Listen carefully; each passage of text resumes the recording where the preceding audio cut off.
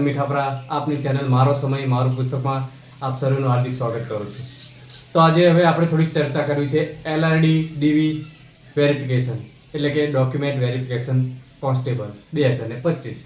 બરાબર, તારીખ 17/9/2025 થી ડોક્યુમેન્ટ વેરિફિકેશન શરૂઆત થઈ ગયું છે. એ પણ 6 થી 7 જગ્યામાં મોટા શહેરોમાં નક્કી થઈ ગયું છે. બરાબર, તો હવે થોડીક ચર્ચા કરવી છે એના વિશે કે કેટલા માર્ક્સ વાળાને બોલાવે છે, શરૂઆત ક્યાંથી કરી છે. કે જો મિત્રો 150 પ્લસ જેના 150 થતા હોય, 151, 155, 160 થતા હોય કે ઉપર જેટલા પણ થતા હોય અહીંયાથી શરૂઆત કરી છે.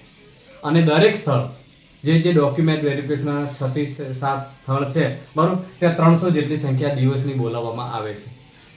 બરાબર, ટોટલ 13 કે 14 દિવસનો આપણી પાસે ટાઈમ છે ડોક્યુમેન્ટ વેરિફિકેશનનો.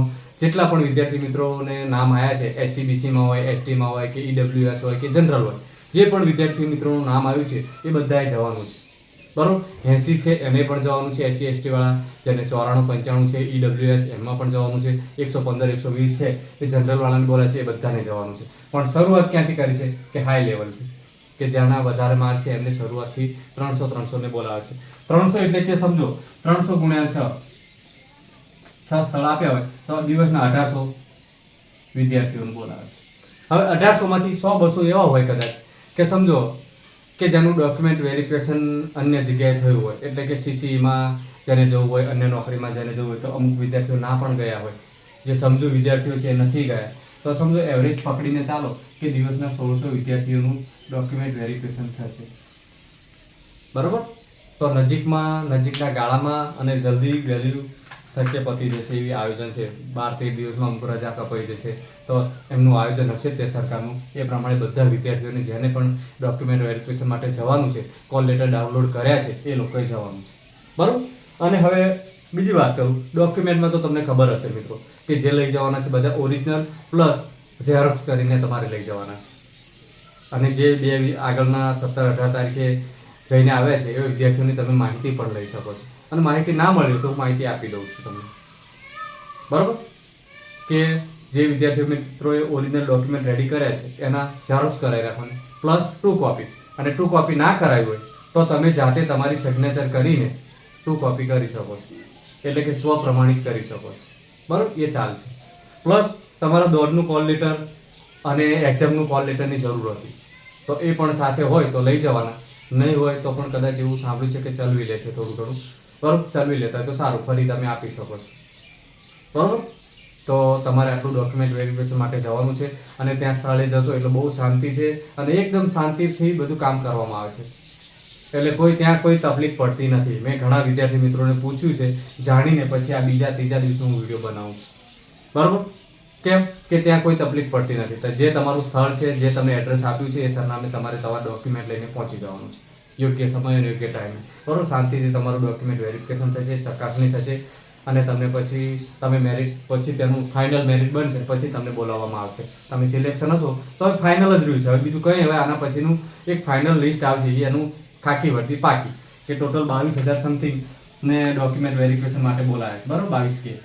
તો શું છે, આમાંથી 12K જ લેવાના છે ને આપણે, 12K એટલે કે 12,000 ને લેવાના છે. તો 10,000 હજુ આમાંથી નીકળી જશે. બરાબર, ઘણા વિદ્યાર્થીઓ 300 થતા હોય તો સમજો કે આવા 1600 ની ઉપર 150 પ્લસ હશે. હવે આજે જે બોલાયા હતા 140 પ્લસ બોલાયા હતા. મને એક વિદ્યાર્થી મળ્યો કે હું અત્યારે જ ડોક્યુમેન્ટ વેરિફિકેશન કરાવીને આવું છું અમદાવાદથી, એવું મને એને કહ્યું. બરાબર, તો મેં એને પૂછ્યું કેટલા માર્ક્સ હતા ભાઈ તારે, તો એને કીધું 140 ની આજુબાજુ હતા. એટલે કે 140 પ્લસ વાળાને આજે બોલાયા હતા. બરાબર, ડોક્યુમેન્ટની બધી તમને ખબર છે. તો આ માહિતી તમને એટલી જ આપવાની હતી કે તમારા હજુ ડોક્યુમેન્ટ કમ્પ્લીટ ના કરી રાખ્યા, જેને તારીખ હોય એ કમ્પ્લીટ કરીને જજો અને કંઈ ભૂલતા નહીં. બરાબર, તો શાંતિથી તમારું કામ કરજો. અને જેને 130 પ્લસ 140 પ્લસ આ બધા તો ફાઇનલ જ છે, એમને કોઈ કહેવાનું જ નથી. બરાબર, એમની ખાકી પાકી છે. અને જે આ 10K નીકળી જવાના છે આમાંથી એ યોગ્ય છે, નથી એવું નહીં, પણ કેવું આગલી ભરતી માટે રેડી થઈ ગયા છે, એ બંદા તૈયાર થઈ ગયેલા છે એવું સમજવાનું. જે આગળની નવી ભરતી આવશે એના માટે તો પરફેક્ટ છે એ લોકો. સમજ્યા? તો આટલું થોડું માર્ગદર્શન આપવું હતું. તો ડોક્યુમેન્ટ કમ્પ્લીટ કરીને જજો. અને બધા મારા વાલા વિદ્યાર્થી મિત્રોને કોંગ્રેચ્યુલેશન.